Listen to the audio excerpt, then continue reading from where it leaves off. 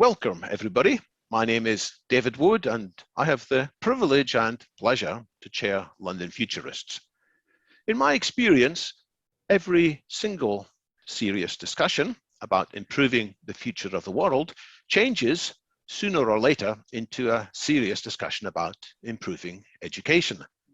Sometimes the focus of that discussion is on revising what is taught.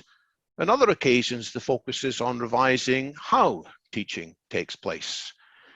In both cases, the concern is that students of all ages aren't acquiring the insights, skills, and perspectives that are most needed to thrive in the times of turbulent change that lie ahead.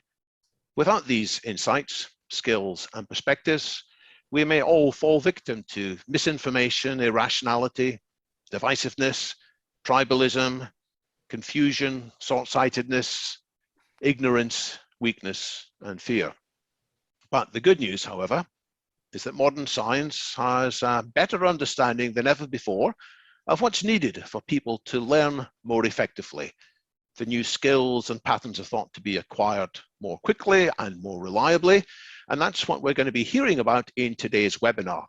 Our two panelists, who are going to be taking over in a moment, are both at the leading edge of this emerging field of research, and in the crucial question of how these theoretical insights from neuroscience can be translated into the real world of classrooms, seminars, and tutorials.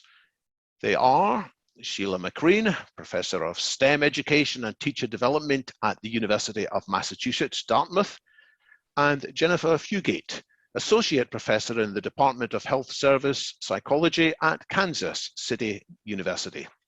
Sheila and Jennifer, welcome to London Futurists. Take it away. Thank you, Dave. Thank you. Thank you so much for having us. So if you don't mind, I'm just going to do a quick screen share here. So Sheila and I have the pleasure of being here today to talk about translating learning sciences research model. This is a model that we've coined to really help explain how embodied cognition can influence teaching and learning. So I'm just going to start with a brief introduction. Actually, I'll let Sheila start with a brief introduction of herself and I'll follow. Hello, everybody. Thank you for joining us today, and especially thank you to David for hosting this webinar. So I am a professor at UMass, as he mentioned, and I got here in sort of a circuitous way. I started out as a special education teacher many, many years ago, and I realized that the kids couldn't read. That was like 90% of the kids, and I went back and got reading specialists. I also had a son who was gifted LD and had trouble reading, so that was really a motivator. And then once I started getting into, becoming more mature as a teacher and educator, I realized that there was another whole component of the kids that I didn't quite get, the social, emotional, and cognitive piece. And so I went back to graduate school and I enrolled in a PhD program.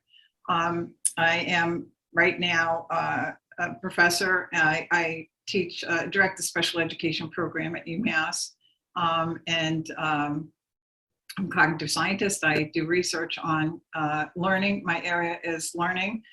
And sort of, the implications for teaching and how we can better address and train teachers and hopefully have them understand at a real cognitive level themselves, or a meta-awareness of their own teaching. And that's kind of where we kind of got some of our pedagogical ideas. So in the 1990s, I was in graduate school a long, long time ago. And I, of course, was looking at cognitive science, looking at learning theories, and I also had an interest in phenomenology and some courses in philosophy, and sort of at that time, sort of the Cartesian critique was really coming back into focus. I mean, this comes out of some of the work that I looked at was the Merleau-Ponty stuff that dates back to the 1940s and 50s, but it was kind of reconceptualized with Chalmers and Clark, who really kind of took some of the ideas from, you know, Lakoff, Vervelia, Roche, Thompson, and kind of reconceptualized it for our current, you know, cognitive models. And sort of, you know, revisiting Merleau-Ponty's notion of embodiment and the notion of enfleshment, that, you know, we don't separate mind and body. We'll talk more about that. But yeah, so I had written about how, you know, mind-body separation influences sort of this dichotomous nature of how we perceive humans, you know, male, female, mind, body. And I wrote about it in the early 2000s, sorry, in the early 2000s. And at that time, you know, it was really theoretical, but I was teaching learning theory in graduate school, and it just seemed like the evolution from behaviorism to constructivism sort of really sort of rubbed me the wrong way, because it was still brain-bound teaching. There really wasn't the notion of the mind-body environment kind of connection. So anyway, to make a long story short, fast forward, and I happened to hear about Jennifer Fugate, who was at UMass at the time, and maybe 6 years ago now. And I happened to pop by her office, and I said, "Hey, I heard you're doing some interesting things." And we started talking, and she really had really great experiences with Barcelona. We sort of talked more about embodied cognition in terms of, you know, the new, you know, kind of iteration of it in psychology. And that's where we kind of made this connection. So that's sort of a kismet, and we're very grateful for it. And yeah, so we've been doing the research and looking at it and trying to reconceptualize what learning theory has to offer in terms of this embodied notion. And so from embodied cognition, we have the derivative embodied learning and how that impacts teaching and learning for the future. So I'll pass it over to Jennifer now.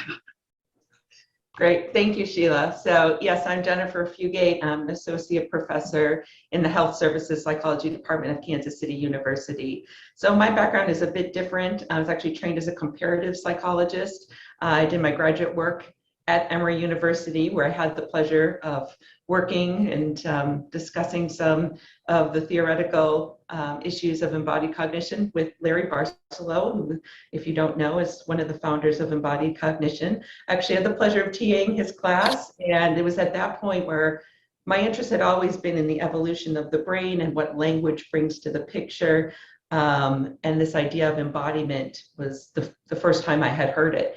And the notion had been around for probably about 15, 20 years at that point, but nobody had really been thinking about it in terms of its applications for the classroom. So full disclosure, I went on and I worked as an emotion scientist for about 20 years after that. And I really made my career on emotion perception and regulation, and the role that language brings to emotion perception and our ability to regulate our emotions. But I always had this little inkling in the back of my mind that I wanted to pick up this embodied research again. So, as Sheila alluded to, about 6 years ago, she came by my office, and this is the perfect, if you will, melding of minds and disciplines. And she was explaining this idea of hands-on learning, and I'm listening and just letting her talk. And after she paused, I said, "Well, we have a name for that in psychology. It's called embodied cognition." And it was as if this light went on across her face and was like, "Well, we're talking about the same things. You just don't know we're talking about them." Right. So, as she said, it was kismet. Collaboration was really born from that point. And I think it's a perfect example of how, you know, two different disciplines can be really thinking very similarly, but using different language, and that prevents them from integrating. So we're really happy that we found each other. Sheila as a practitioner, myself as more of an empirical scientist. So if you will, we're just going to give you a little bit of feel about embodied cognition and learning, and we'll introduce our model today, and then we hope to speak to our wonderful host more and answer your questions as well. So for those of you who are not familiar with embodied cognition, we'll take a step back and talk about traditionally how cognition has been viewed.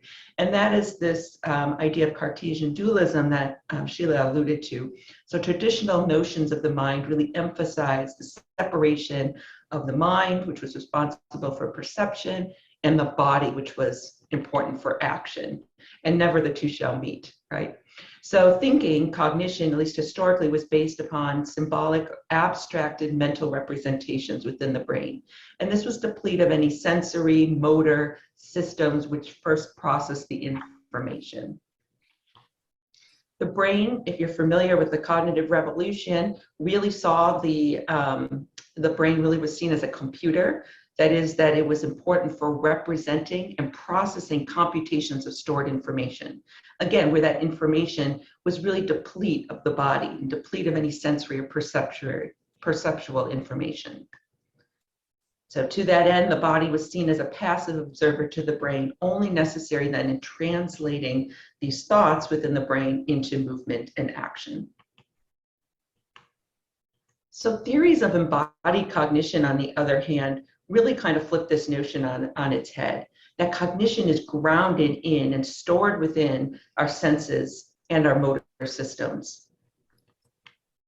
So that thinking about an action is going to involve the same visual stimuli, motor movements, auditory sounds, tactile sensations that occur during the action itself. And then the beauty of this model is that these actions, which are stored initially, can be re-experienced through a process we call simulation without the actual stimulus present. And that is then this traditional idea of mentalizing or working with not necessarily just stored amodal information, but actually recreating the initial sensory experiences. And I think this view is really in line with our modern understanding and cognitive science of how the brain works. So the brain is not just reactive, but we know now, neuroscience says it's predictive and actively involved in interpreting the sensory, bodily, and motor information around us, given the context and the goals and experiences of the individual.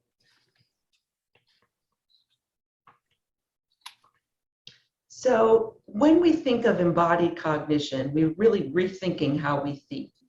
These roots, though, have been around quite a long time, and as Sheila alluded to initially, have their basis in both psychology and, of course, its forefounder, philosophy. As Sheila mentioned, Merleau-Ponty in 1962, in fact, posited that people perceive the world first and foremost through their bodies, this idea of enfleshment, and that cognition cannot be understood without the body's engagement in the world. And that we must really foreground the relationship between the known and the knower, the teacher and the taught from an embodied perspective. And this today has extended not just to embodied cognition, but what we call 4E cognition, which is that cognition is extended into the environment, enacted within an organism's motor and sensory systems, and embedded within a context. So that cognition is really extended into the world around us.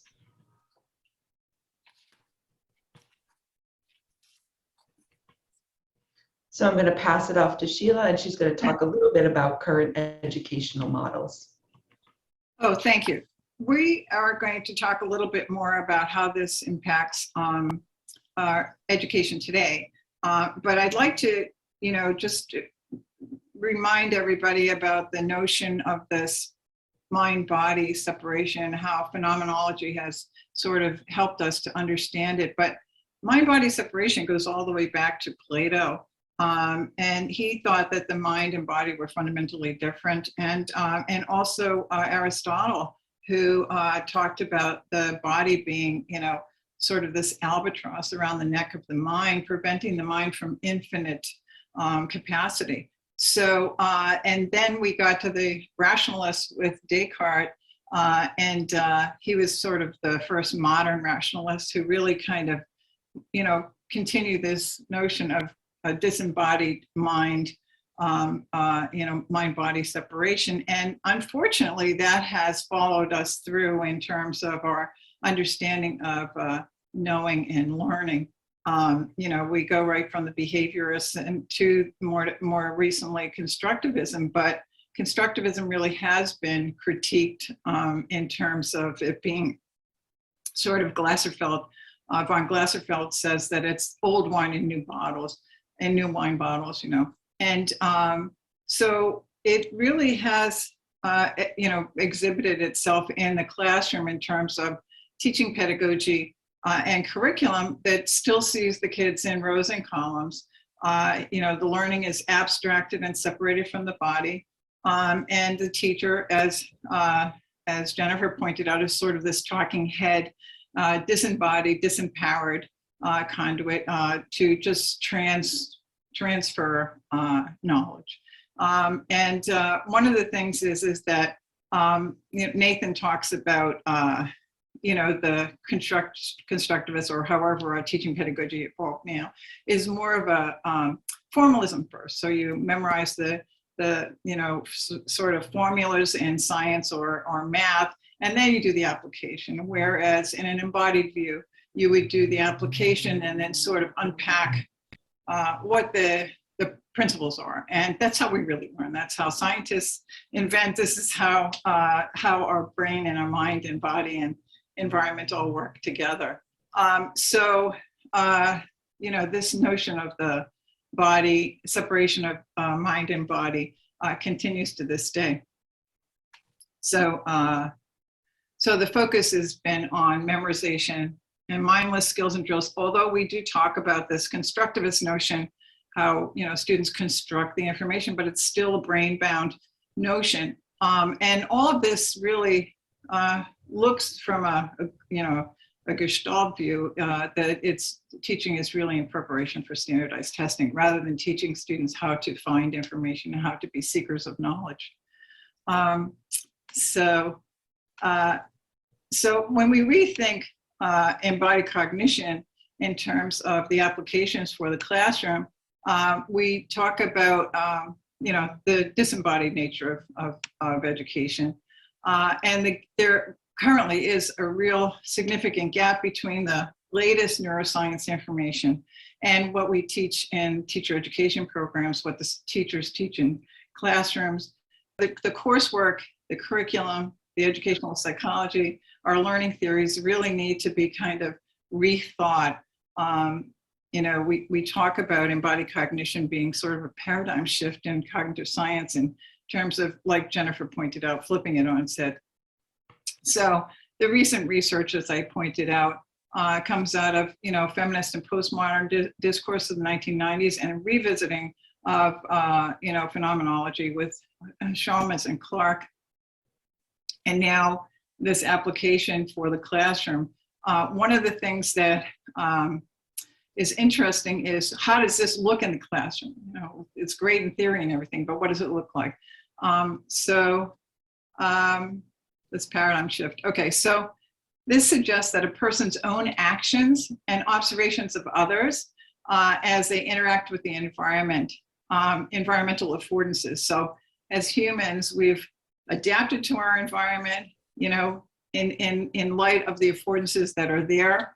And that's how we kind of became knowers and seekers of knowledge. Together, these scaffolded processes in the new view of this body-based techniques. Now, I just want to point out that, and we'll talk more about this, that hands-on learning, can be traced all the way back to Montessori. I mean, this is not something that good teachers don't do. It's just that there is no real meta-awareness of the neuroscience that really validates it for teachers. So I think that's where our work comes in, to help educators and psychologists and researchers to understand, the reasoning and the rationale behind why hands-on embodied, teaching and learning is really kind of the waves of the future. So embodied learning is a more holistic approach to curriculum development, and it brings the body back into educational theory and practice. And really, if teachers are empowered with this sort of notion of like, their gestures, their movements, their facial expressions, their body movements. And, this really kind of helps the students to understand things at a whole different level. We'll talk a little bit more about the mirror neurons and how imitation can really impact learning, and sort of the gestures that can help with the deeper understanding.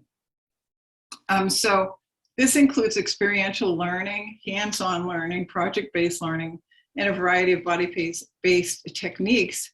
And simple manipulatives, hands-on, to more sophisticated, complex AR, VR simulations, and XR also. We can talk more about that in terms of the push for online learning and what that looks like, and then what the iteration and the future look of what teaching through a virtual world will look like. So, Karen James talks about the emphasis is on what we do for how we learn. I thought that was really cool. And sort of the action to abstraction that I mentioned before, that, you're doing this hands-on stuff and then kind of pulling the principles about, it's almost like a top-down sort of learning model where you actually do it and then derive the principles from it. And it seems to be that students can understand this on a deeper conceptual level and when tested later on. So our work. So Jennifer and I talked extensively about this collaboration. And then we talked about, like, what would it look like in the classroom, because nobody's done that really in terms of a global view. So one of our ideas came from translational science. The NIH has this model to kind of expedite sort of the lab clinical research to the bedside, sort of getting the information out to the public really quickly. One example that I talk about is the development of a new vaccine for COVID, where everybody knows that it would have taken 5, 10, 15 years to develop this vaccine and to get it down to the public, and it was able to be turned around in 5 months to a year. This is the same rationale that we use for our translational learning sciences research model, where we're taking the latest neuroscience and translating it for our classroom applications. And this is how we pitched it to MIT Press about this being really different. It's not looking at teaching and learning in silos, in the discipline-specific silos, but rather looking at this as a global umbrella model for how humans really learn.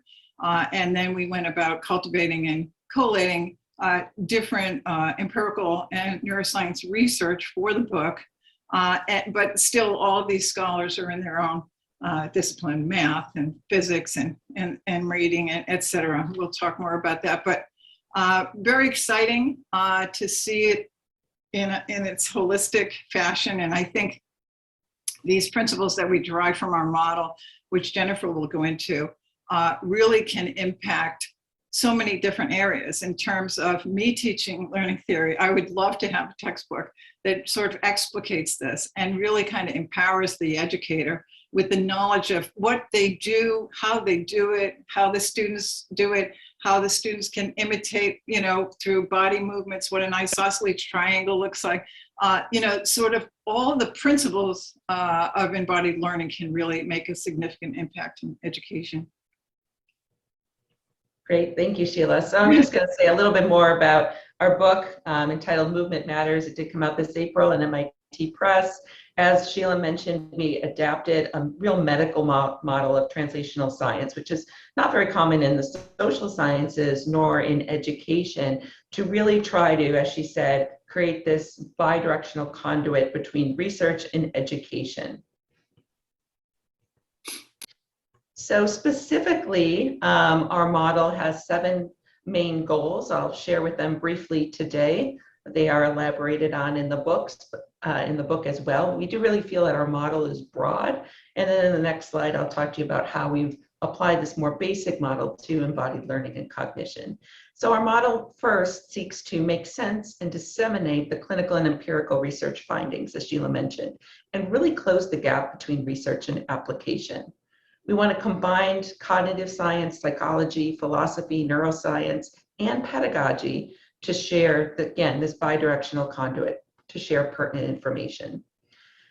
We seek to improve teaching and learning through embodied applications, to confirm or debunk current trends in education. Sheila will talk more about what we're called neuromyths, this kind of popularized pop psychology beliefs that turn out not to actually be vetted in science. We also seek to elucidate the conceptual frameworks for sensory motor and body-based learning. And finally, we want to recommend curriculum, design, taxonomies, technology and development, and hopefully to inform policy as well. So though, as I mentioned, our model is broad, I think we really seek to try to put it together for embodied cognition, and that was really the focus of this book. So we did that through 4 aims, and our first aim was, again, to promote the multi-directional, multidisciplinary integration of embodied research learning to teaching and learning. We've compiled the embodied research, and we've analyzed, translated, and made connections in the hopes to begin to improve pedagogical applications and approaches. Our book, as well as some of the accompanying articles which are available, really help to develop and disseminate these resources. So within the book and within other articles that we've published, we have a list of resources. We're also building a website, a list of resources that are free and available to educators that hopefully will be searchable so that they can look at their content domain and the appropriate audience as well. And then finally, I think where the future is to focus on using this information to identify learning objectives, to be able to track outcomes, and to be able to assess program competencies. Sheila's going to give you a couple examples of how this was done in the book across different domains, and then we'll kind of wrap it up and be more open to your comments and questions. As I mentioned earlier, I was a reading specialist, and you know, some of the things that we did in teaching reading specialists how to mediate and develop interventions for kids that had difficulties reading has really not evolved that much. But now we have some new information that vocabulary is best acquired when the meaning of the word is initially mapped onto an external referent, sort of bodily actions or sensory motor states within the context.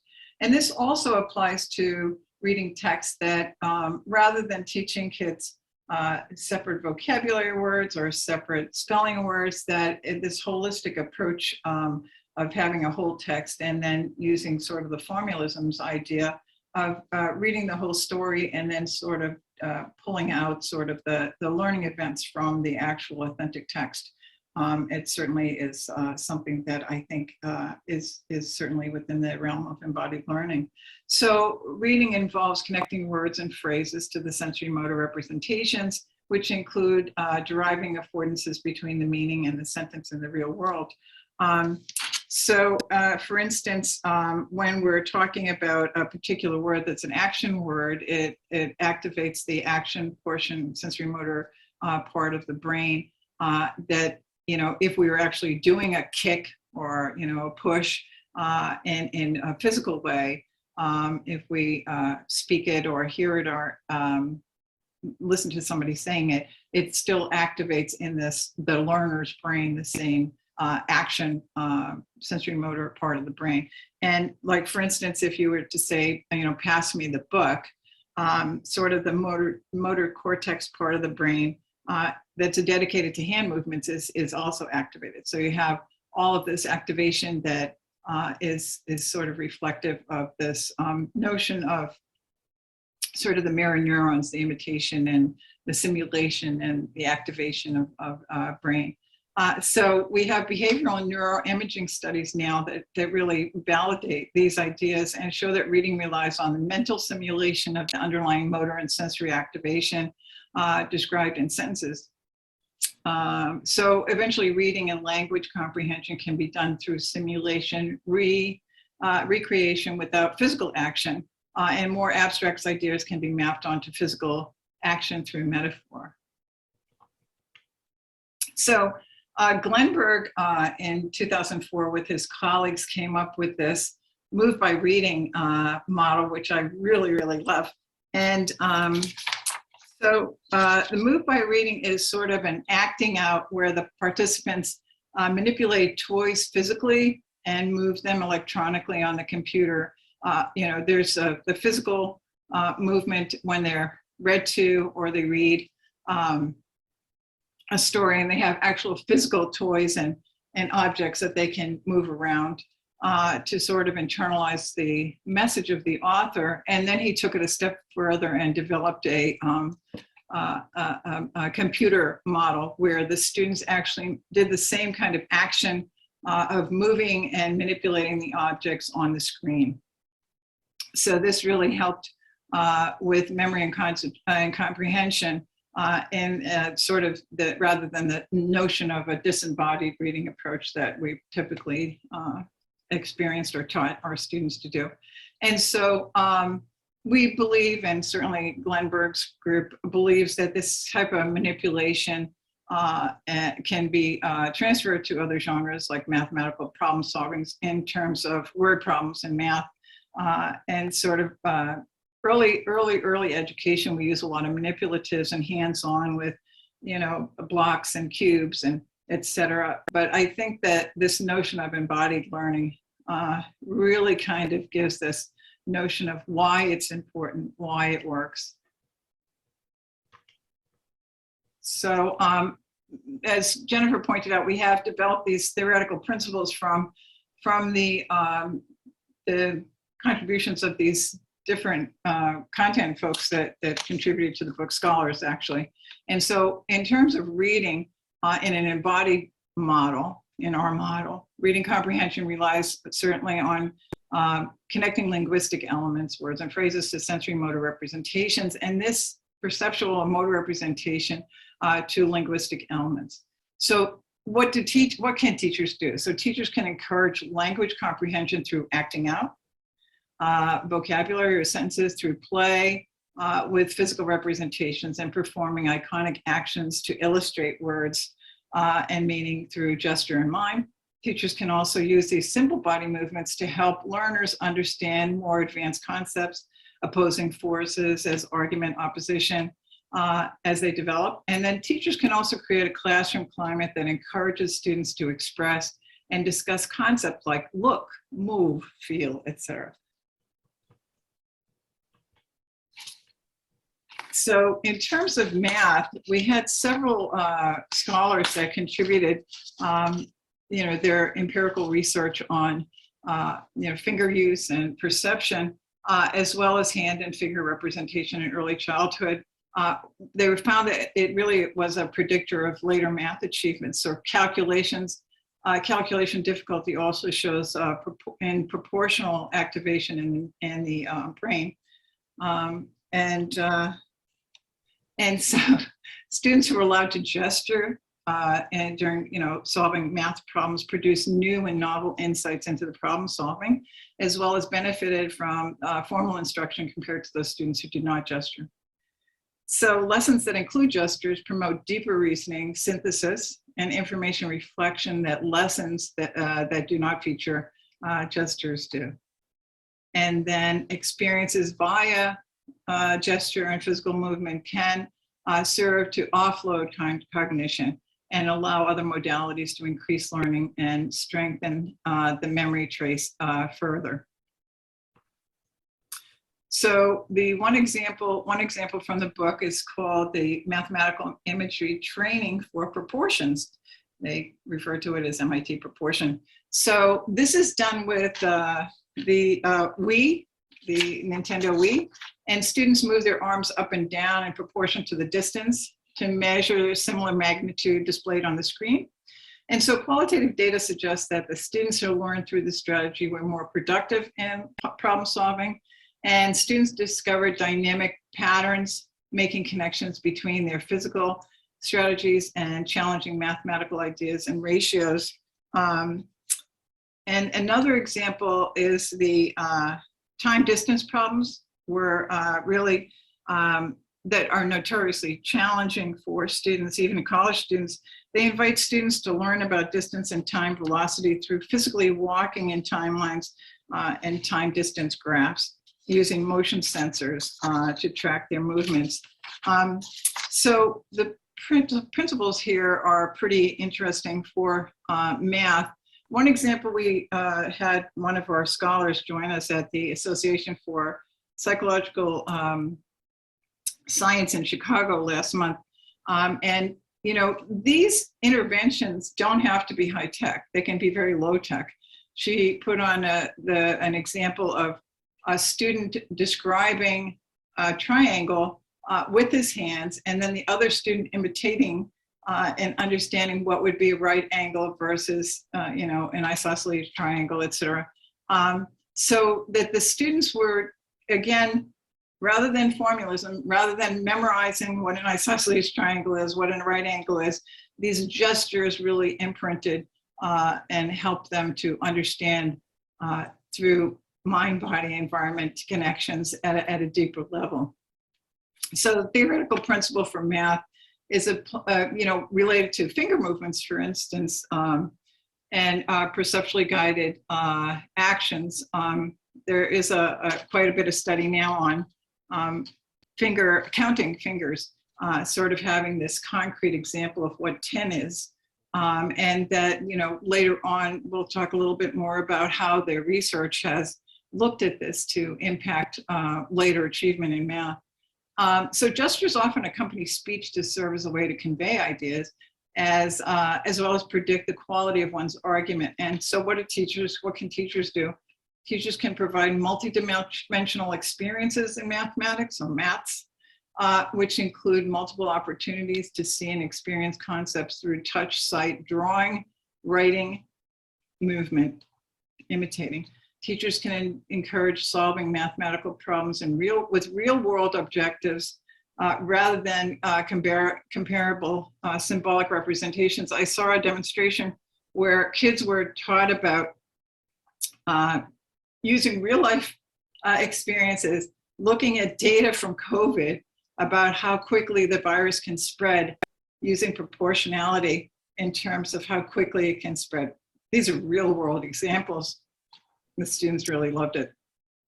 Teachers can consider how gestures support understanding and reveal learners' struggles and understandings.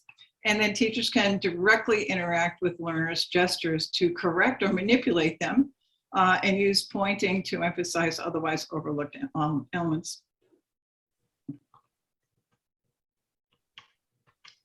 So just by way of another example from physics, we know that the ability to learn new scientific concepts is really predicated on movement. Both AR and VR technologies can enhance and expand opportunities to learn through movement and improve visual-spatial capabilities. They also increase engagement. And we know that when students are highly engaged, they're more likely to perform better.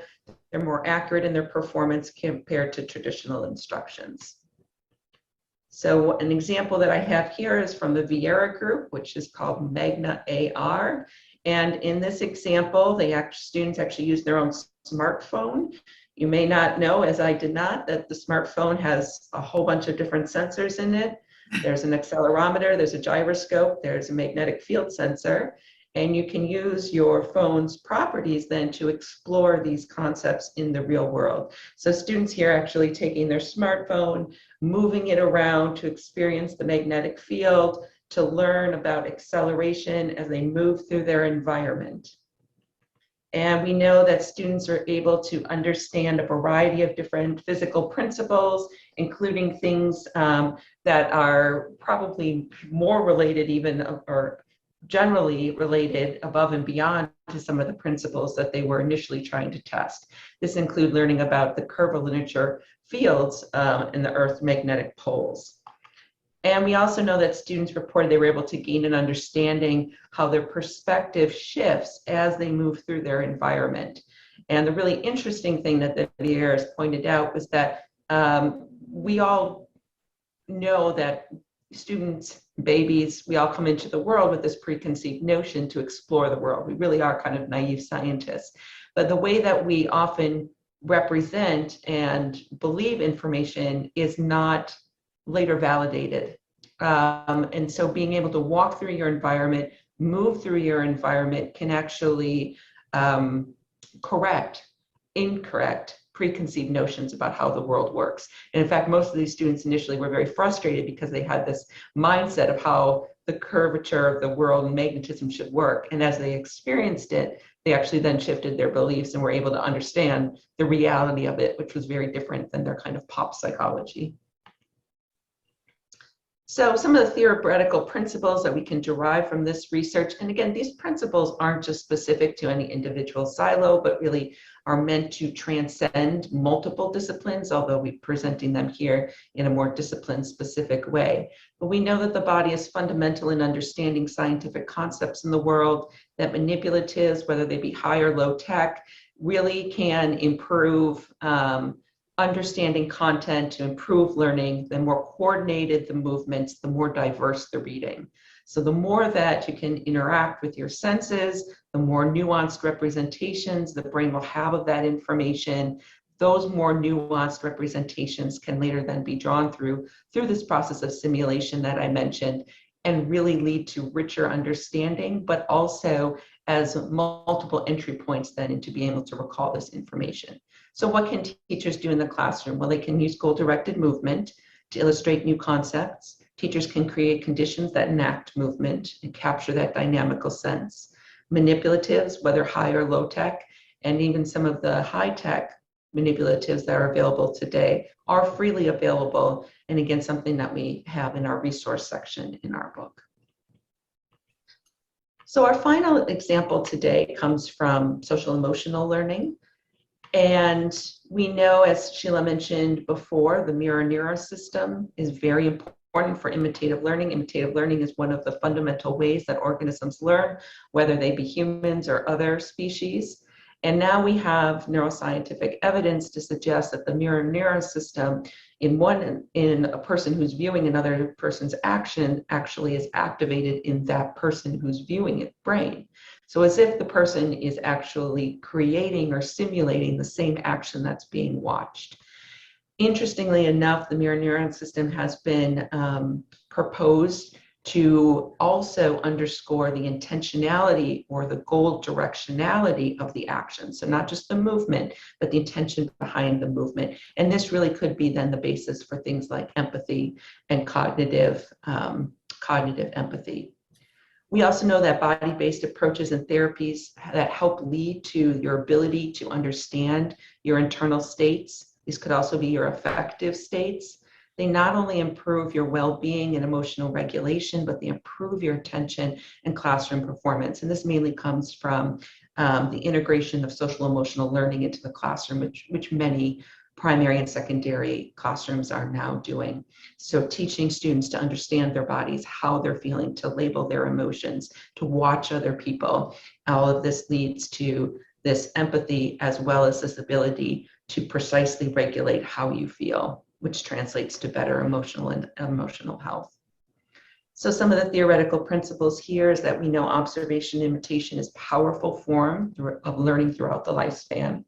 Social emotional techniques, this includes things like labeling how you feel, teaching emotional vocabulary. Something that I study in the laboratory is emotional granularity, which is your ability to kind of fine tune how you feel. So knowing the difference between feeling upset versus frustrated or irritated, what that does is really facilitate your ability to have directed action. So we say that words kind of afford this directed action.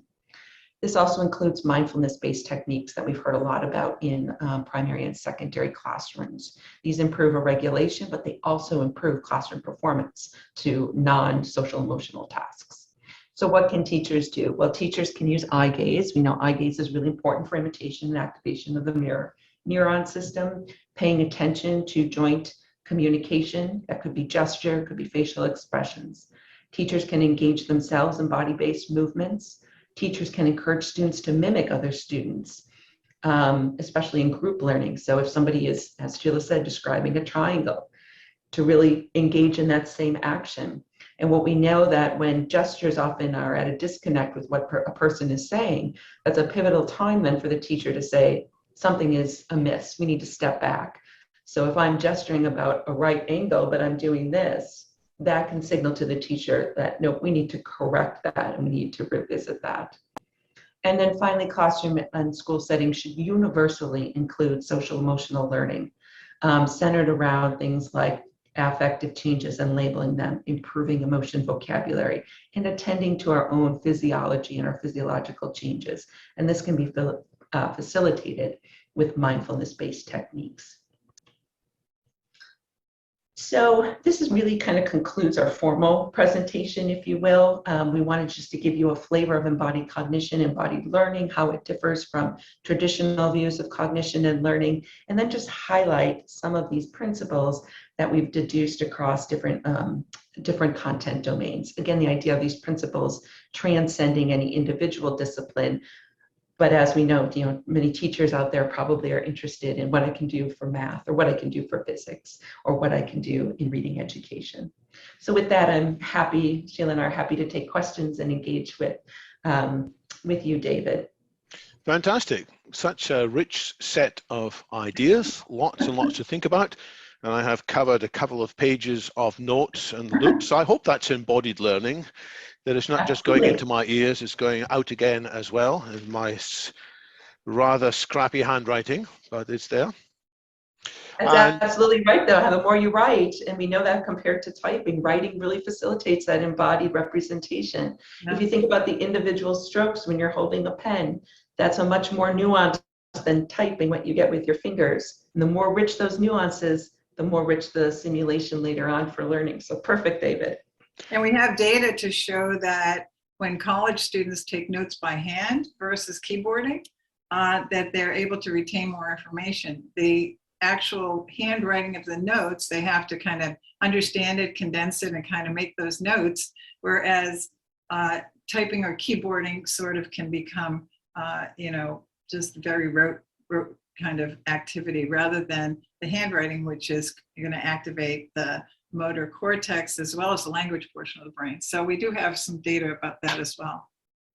In a moment, I'll turn to questions that the audience have raised. This is your chance, audience, on Zoom, to embody, if you like, a little bit of movement by writing some questions, ideally a short question, into the Q&A window, which you can find below the screen.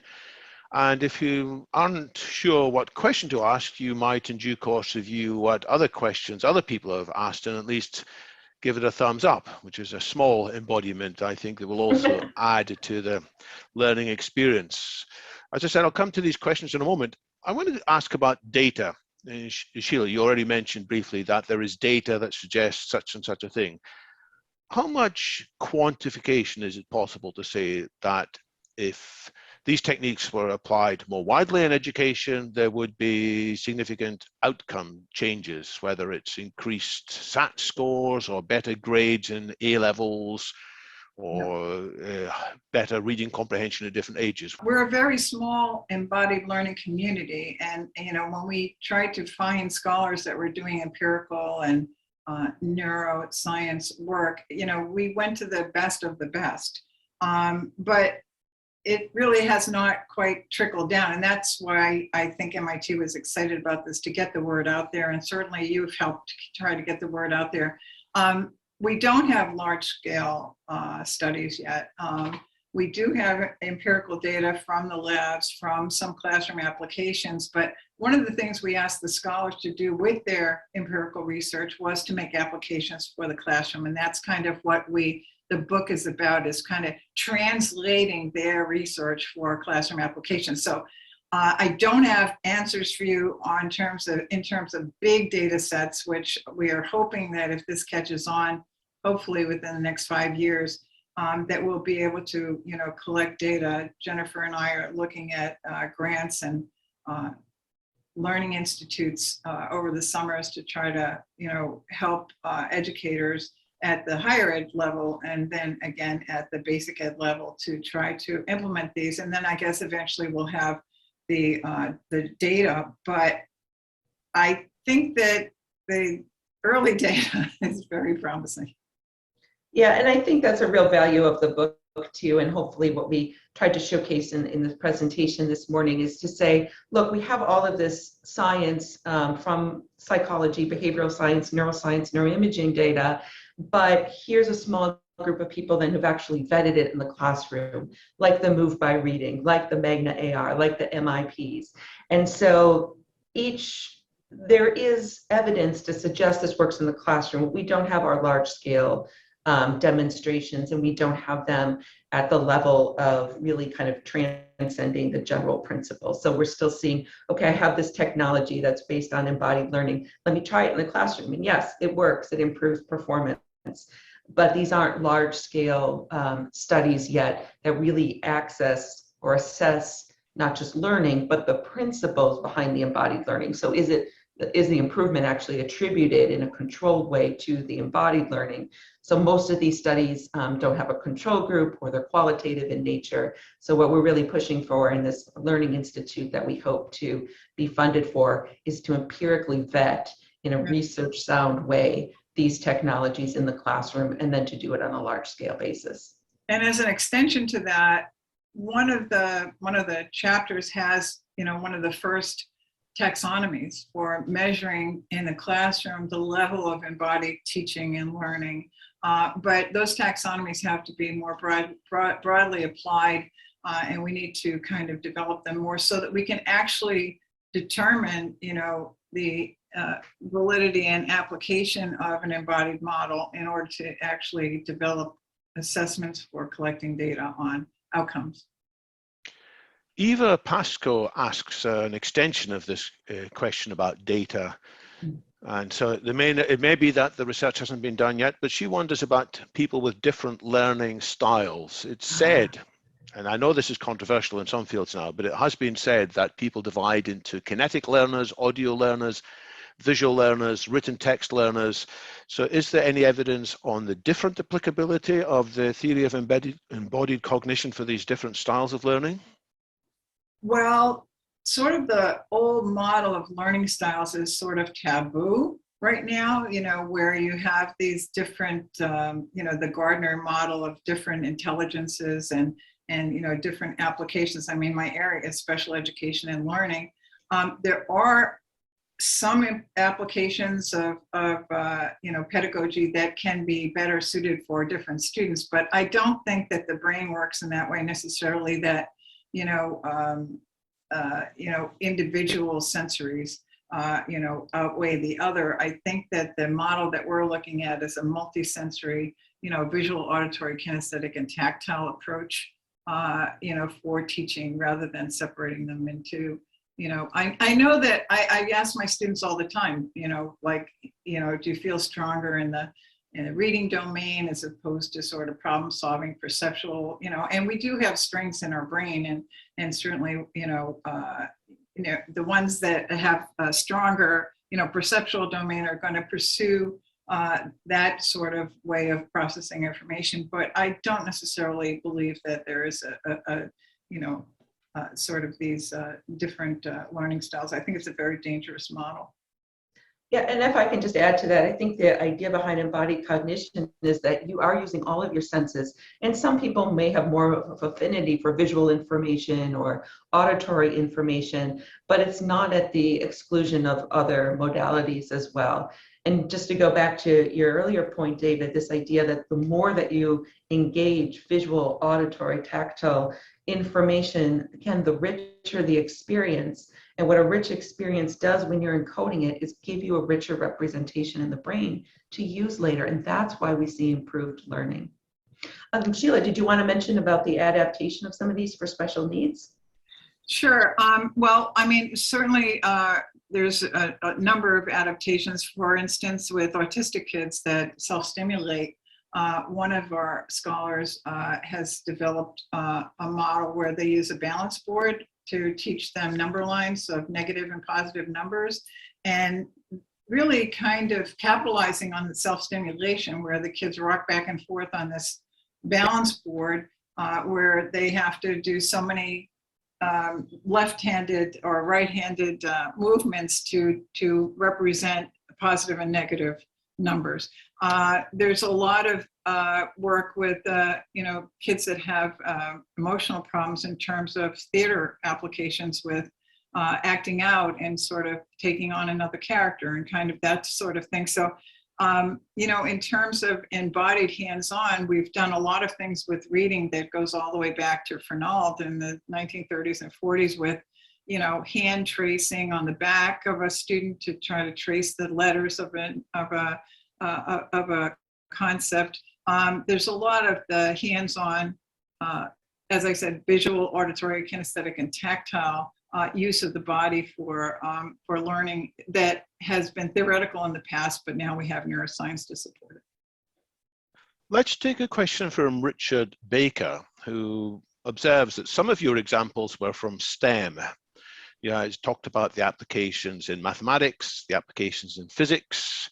He asks, is this also applicable in what he calls SHAPE? And I think that's another acronym that stands for social sciences, humanities, arts, psychology, or economics. So are these relevant in the arts field as well? Do you have examples in your book or elsewhere? Jennifer, I think that's probably you. Sure. Yeah, absolutely. So yeah, again, this should transcend any particular individual domain or even any grouping of domains. So hopefully, we highlighted some of the information from reading and also social emotional learning.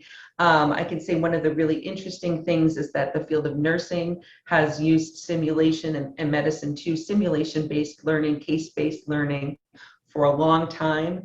There is empirical evidence to suggest that students learn better through simulation, and it also eases the burden of having patient actors or actually performing real surgeries. Of course, now it's moved into the AR VR world as well. So I think it's applicable to the biomedical sciences.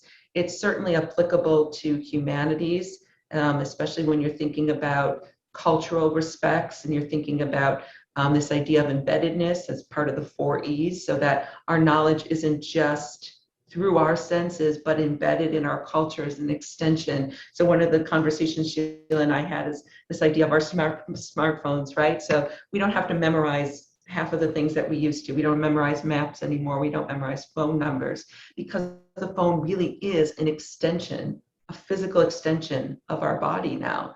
And Sheila always gives this wonderful example about the blind man and the stick. Do you want to share it? I don't want to jump on your example. So I think this is attributed to Merleau-Ponty, but Clark and Charlemagne brought it up as well and talked about our perception and our embeddedness enacting in the world. So we're enacting, embedded, and embodied in this world. And he talked about the blind man and his cane, and he said, where does the mind begin or end? Is it at the person's hand? Is it at the handle of the walking stick? Is it at the tip of the walking stick? How we perceive our environment is really how we, how our perception is about our world.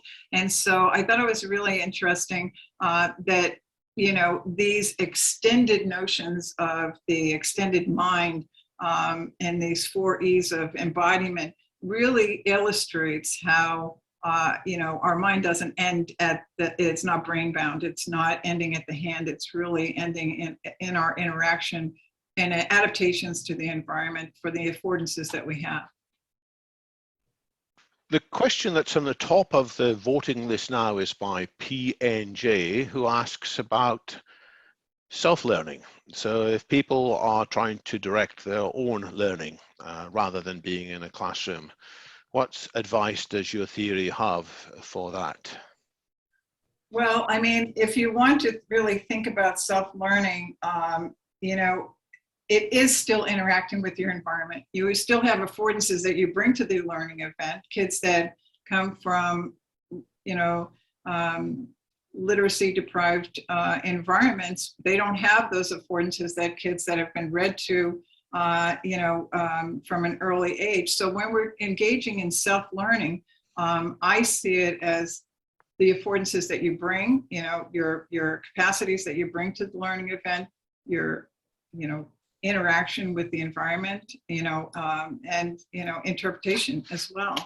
Jennifer, do you want to respond a little bit more to that? Yeah, I think anything you can do to improve your, improve your interactions with the world, and again, that can be very hands-on. It can be movement. It can be really tuning into your senses. I see a question related about Tai Chi and yoga, and that's absolutely a great way to focus one's attention, both on their internal feelings and sensations, and in terms of how we conceptualize them. You know, maybe that rumbling in your stomach, we conceptualize as hunger if it's 12 o'clock or almost 5 o'clock your time. But another time, if you have that rumbling in your stomach and you're, you know, sitting in the classroom ready to take a big exam, you're going to conceptualize it as stress. So I think how we conceptualize information, and again, this follows the neuroscience view of the brain being very, very predictive in nature as opposed to reactive, is dependent on how we have previously experienced the world. With the point being that the more we can experience the world in a very physical way through different senses and modalities, the richer that system is then for us to be able to understand that information. So, I mean, I'm a big fan of gardening, and I don't know what the science is behind it. I'm sure there is some, but when my hands are in the dirt, you know, really working through pulling weeds, to me, that is so rewarding in terms of being able just to focus my thoughts. I'm not sure what the tangible interaction is there, but it really says to me that when you can engage your body, even if it's not necessarily related to the content, what it does is, no pun intended, open your mind up to more sorts of information. So just again, quick example, for a long time I took notes only on the computer. And recently I went back to handwriting notes. And the first couple of times I did it, it was like I forgot how to write in cursive. But now that I do it, I find that my notes are so much more clear.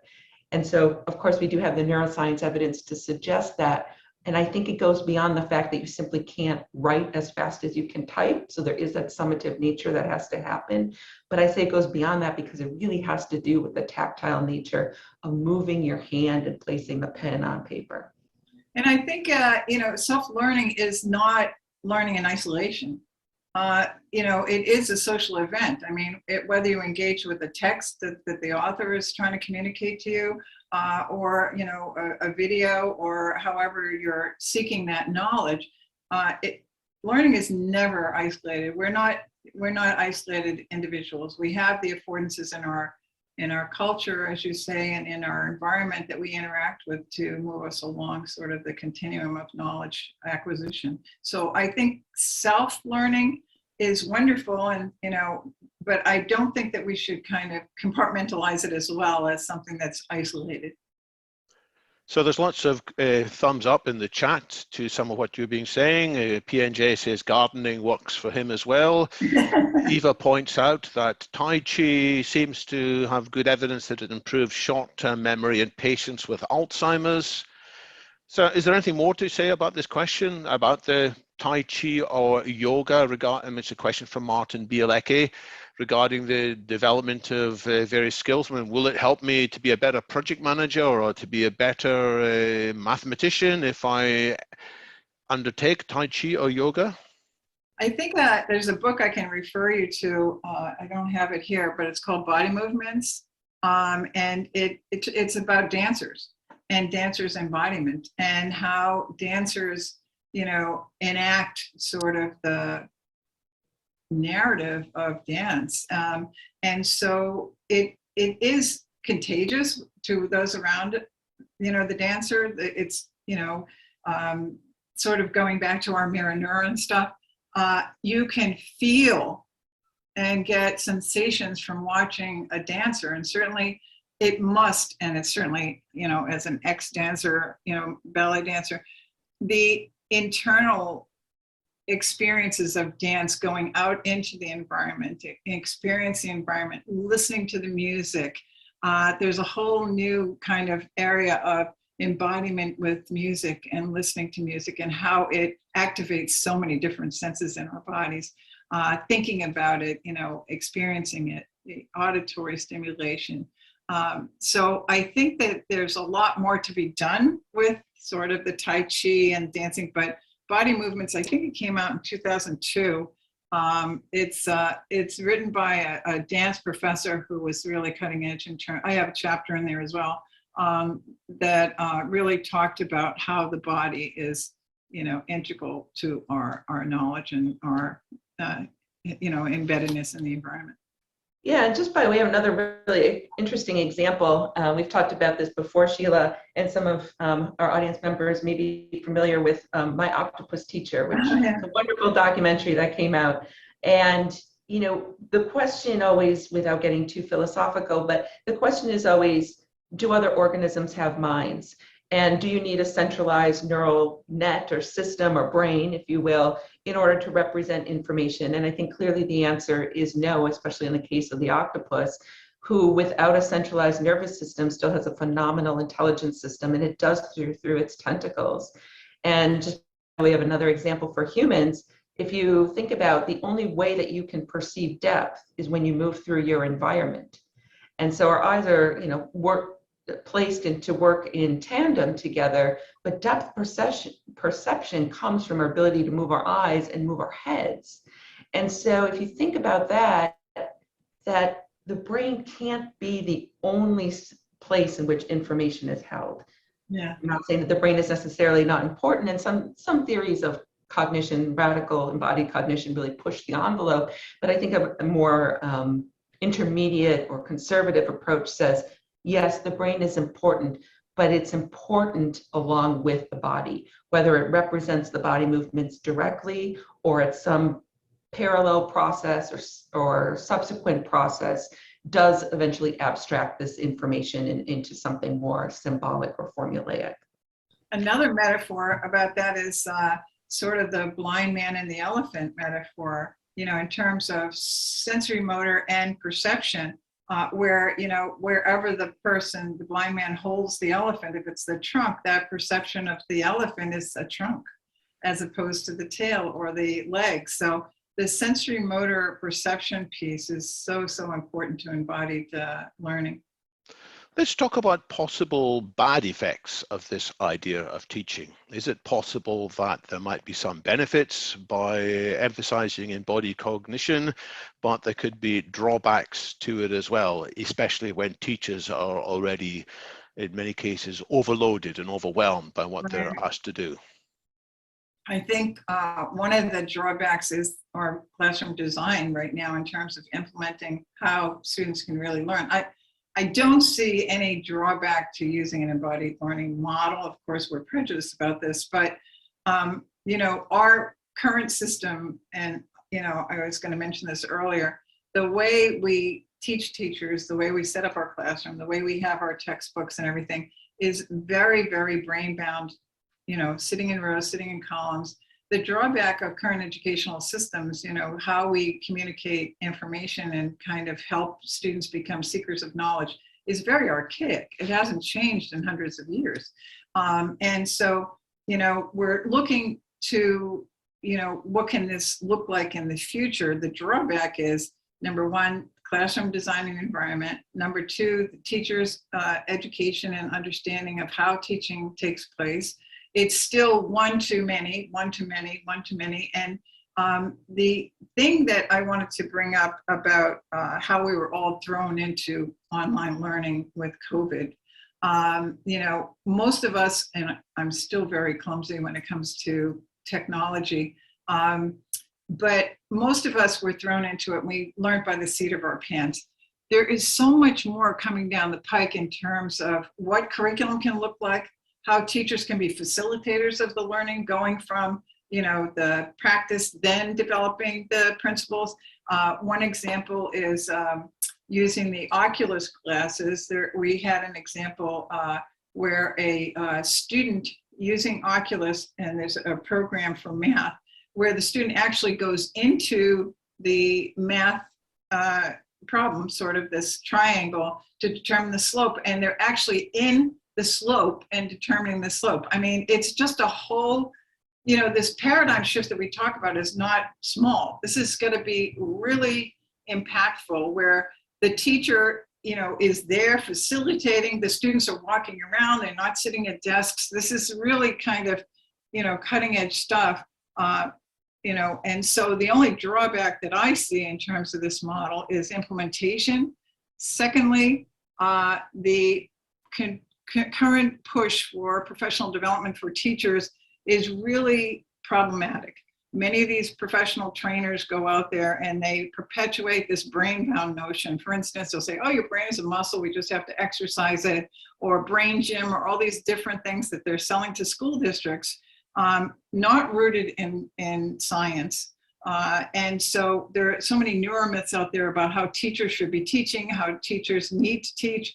And the problem with professional development on that end is the trainers, who really don't understand the science and come up with all these gimmicks. And on the other end, teachers really don't implement some of these training models. They'll get excited about it for the first couple of days, and then they go back to how they're teaching before, because they don't have this meta awareness of how we can really teach, teach in a way that's going to be impactful for the students, and the students can learn and be self-directed learners. Yeah, and I think that's one of the things that we really are striving for in our model, in our book, and the current push in terms of what we're doing now is to educate the teachers, because we know when people are invested and understand the science and the rationale and aren't just thrown information and say, adapt this in your classroom, their teachers are much more invested. But the limitation here, as Sheila said, is the design, the physical design. It's also the overworking of the teacher. We're both professors ourselves, and we know that somebody comes up with something great and we hear a demonstration on it, we're all jazzed to do it, and then we sit down and say, well, I don't have time. So pull out that PowerPoint from last year and maybe make a couple updates.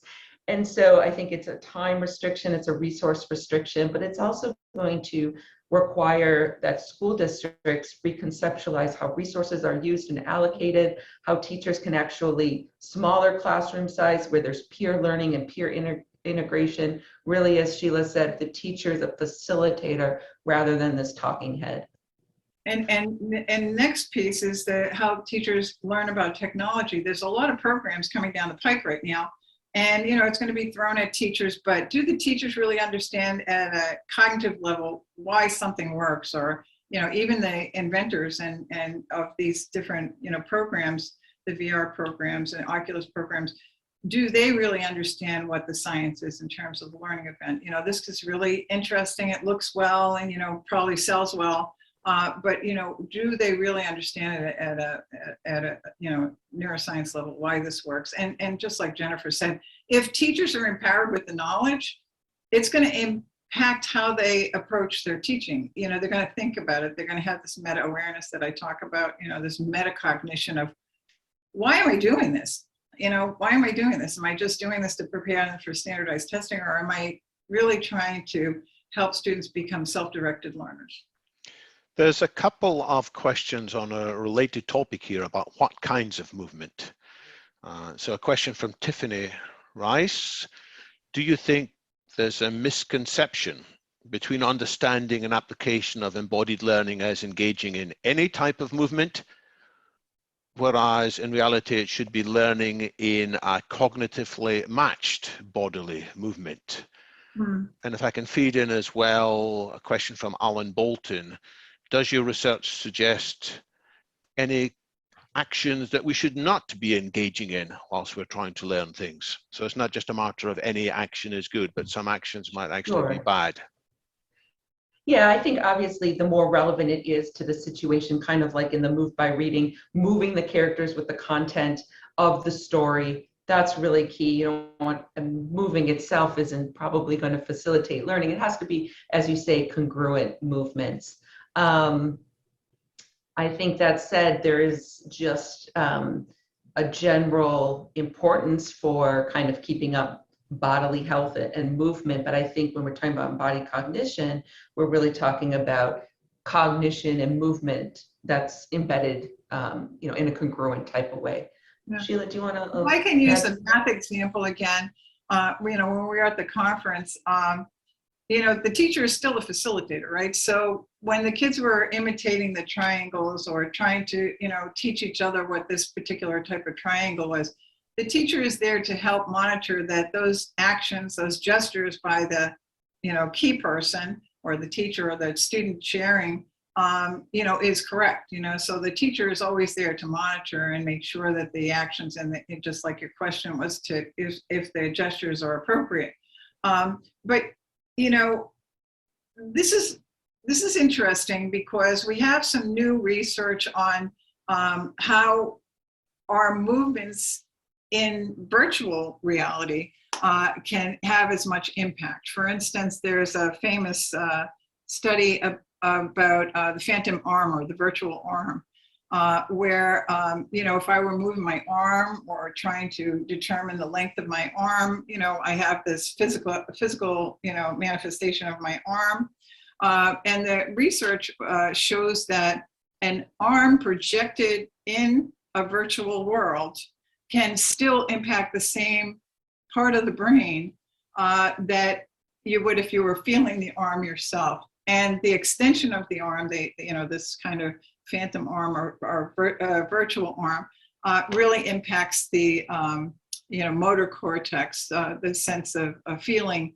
So when the actual virtual arm picks up an object or hits something, it still activates the same part of the brain. So we're still kind of making headway into physical movement in person. And then looking at it in the virtual world. It's very exciting. Jennifer and I are looking at some AI stuff and, sort of the, new iteration, moving away from a computational model in sort of learning sciences now to sort of AI, who are now rejecting the idea that, robots are, information center versus physical center. Now they're looking more at sort of this combined embodied notion of artificial intelligence. So, I'm kind of going off here, but the idea is that the teacher is the, facilitator, but also monitors the type of gestures and movements that are happening to help move it along, I guess, in an embodied way. Yeah, no, you're absolutely right. And I just see another comment come in about AI and robots. And you're right. I think this is really the work of Andy Clark, and very famous contemporary philosopher and psychologist who's written a lot about embodiment in robotics. So we recommend his work. But we know that a robot who can move through its environment learns its environment better than one that's just programmed to basically have a map of its environment. So there's something about physically moving through space, I think much like with my example with depth perception, is necessary to understand. And so robots are being built now away from this computer, at least hopefully away from this computer analogy where they're just programming in information, but allowing the seeds of that information then to allow the robot to explore its environment. And so it's learning its own information from its environment as opposed to just, reiterating scripts and learning in a very disembodied way. Yeah, so it's a dynamic system, whereas in the past it was very, separate, and it's predictable. So, or predictive, sorry. So that the way that they're building these newer iterations of sort of robots, that it's not the program to walk over here, walk up the steps, but to see their environment, look at the environment, what are the affordances they can use to negotiate the environment, how do I, and so it's really a predictive sort of dynamic loop, not unlike an embodied model it would be. So there are interesting comments in the questions about robots, as you have seen. Martin Dienoff has been asking to what extent you have been working with roboticists. And so you've partially answered that, I think, there, and how embodied learning can apply to physical AI entities as well as possibly to non-physical AI entities, such software only. Eva Pascal comments that there's a difference between various robots. The Asimo, which was a very cute dog, was more of a brain. It didn't really do so much movement, although it smiled and it had emotional engagement, whereas Boston Robotics, their robots move around a lot and adapt. So is there anything else you want to say about learning and working with roboticists? Well, it's a new field sort of opening up in terms of embodiment, but I think that we have a lot to share with each other. And I think that's going to be sort of, one of the lines of research that Jennifer and I are going to do. But I think that, moving away from a computational model in humans and certainly in AI is going to be really informative how we can learn from each other. And certainly this predictive dynamic nature of how we really acquire knowledge and how we react to our affordances and our adaptations is going to be an exciting area of research for us. And are there drawbacks to introducing some of these new technologies in our learning? I mean, in YouTube, Dan Breeden sings the praises of video games. He says video games have been an enormous help for many people developing their learning skills and cognitive improvement.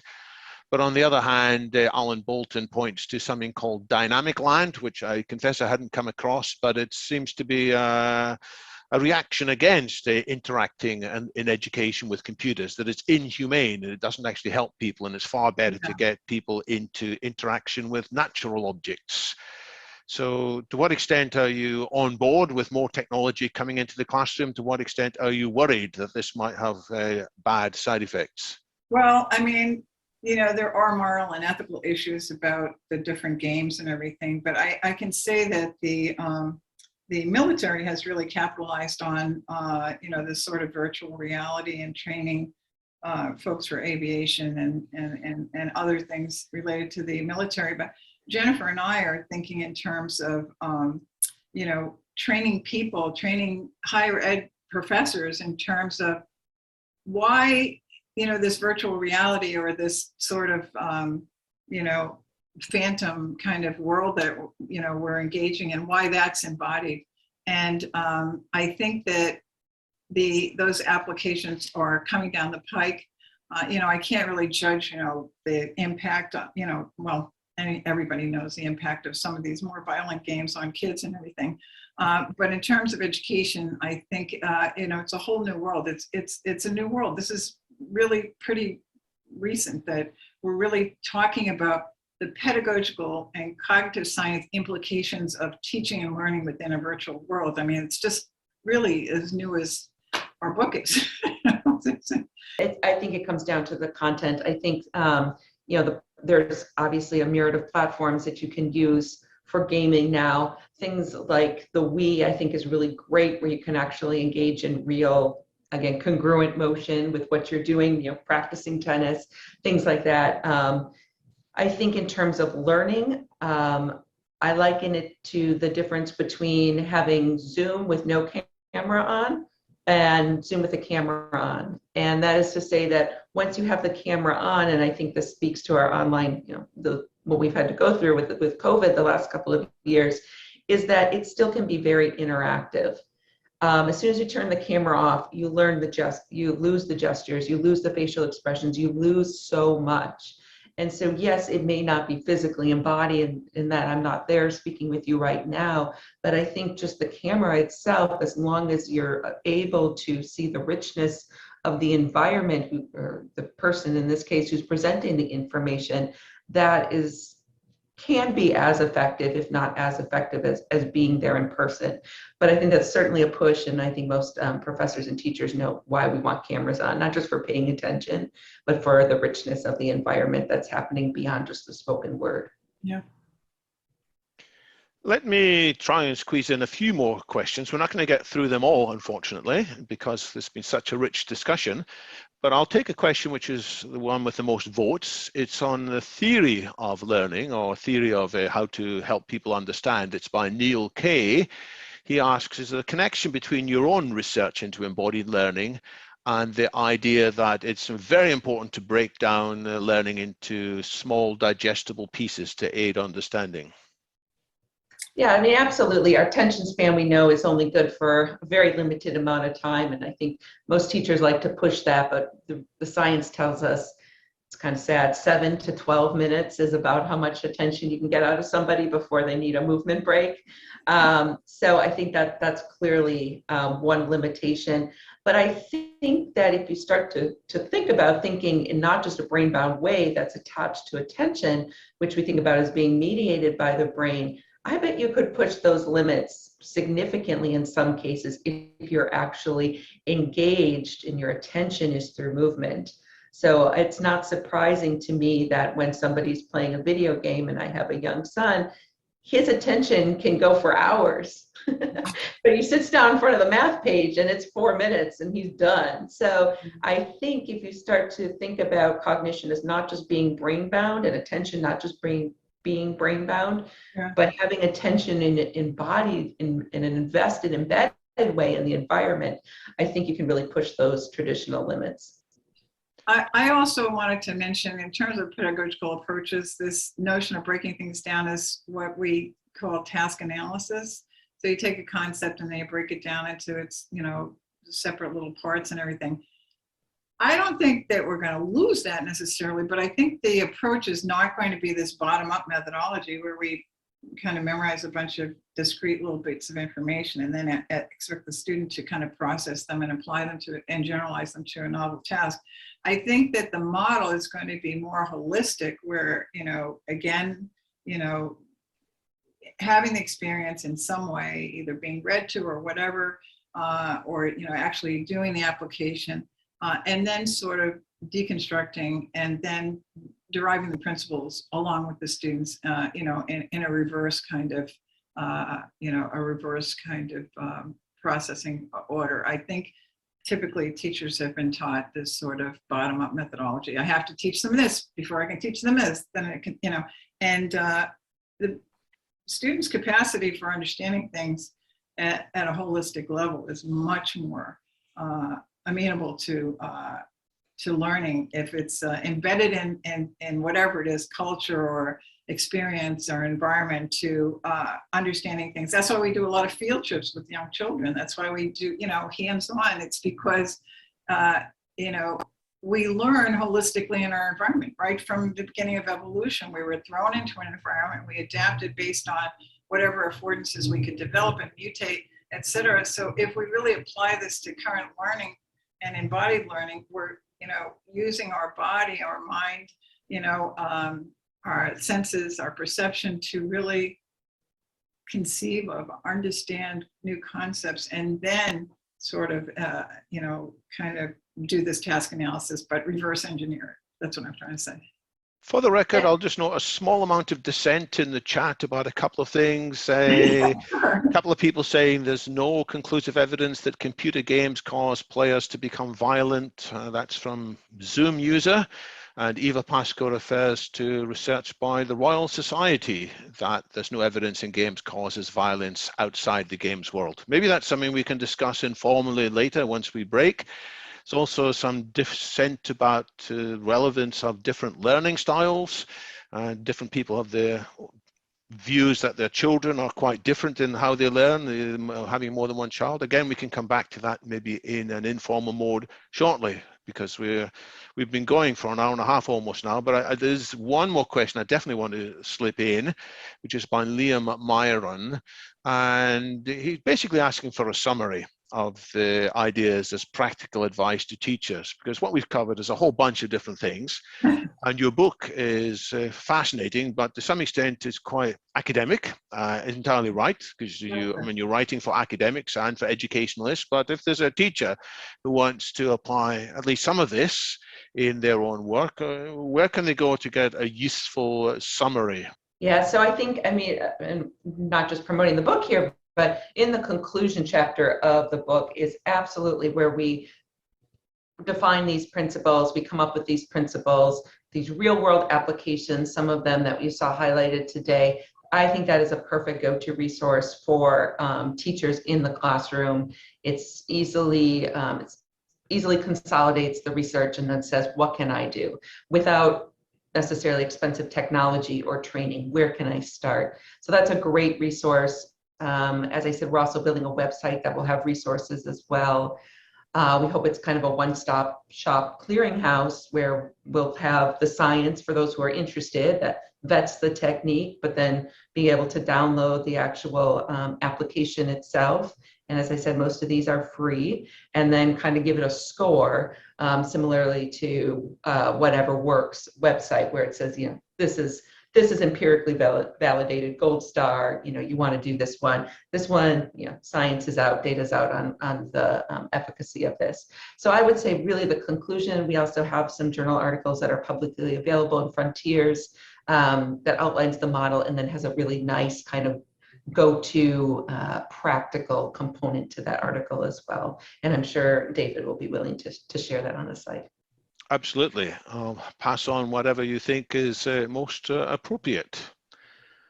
Sheila, any final thoughts from you? Anything you think should be covered? I mean, there are a bunch of questions we haven't had time to look at about learning outdoors as opposed to learning indoors, learning using, and this points from Susan Gorofsky, who is a researcher in Vancouver, British Columbia, asks about incorporating more natural, that means foraged and grown materials and so on. Is there anything else you think deserves to be in viewers' minds as they leave this event? Yeah, I want to respond to the person with the video games. I wasn't saying that video games cause, have a cause and effect, but they are becoming more violent. And I know the data about it not generalizing to, cause more violent behavior. So I just want to go on the record to say that. And also in terms of the learning styles, I mean, I do teach special education, and we do hand over hand with autistic kids. We do, very specific interventions for specific learning differences. But I think that that's because some students process information in different ways. And certainly, your listener, has a valid point. My criticism was sort of, in the sort of discovery of learning styles, they were telling teachers to put beanbags in the classroom to change lighting, to do all of this stuff. Yes, those are environmental adaptations, but I don't think that necessarily those sort of learning styles has really been validated, specifically for pedagogy. In terms of the individual child, I was a school psychologist for many, many years, and writing IEPs and adaptations for teachers to try to reach the particular way a student processes information in terms of content-specific approach. Yes, there are different interventions that we use that may look more like a particular learning style. So I just wanted to go on the record to say that. Thanks. Any final comments, Jennifer?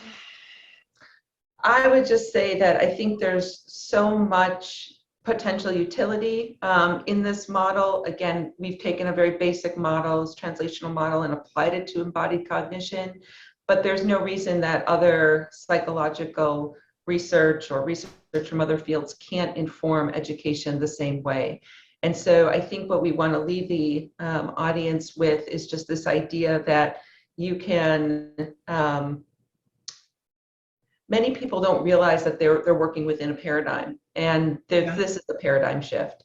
And I think once you understand that you're working from a paradigm and that there might be other alternatives, that can really kind of just set the stage for giving consideration to not just embodied learning, but to other ways of learning as well. I just want to say, I was thinking here, the difference between how we approach a technical school, at least in the United States, and as a college or university that's not technically focused. And I think if you just think about that real quickly, the technical schools, although unfortunately they're sometimes seen as less useful, they are the embodied schools. So what if all of our schools looked at that way? What if we looked at doing first and then deriving the principles?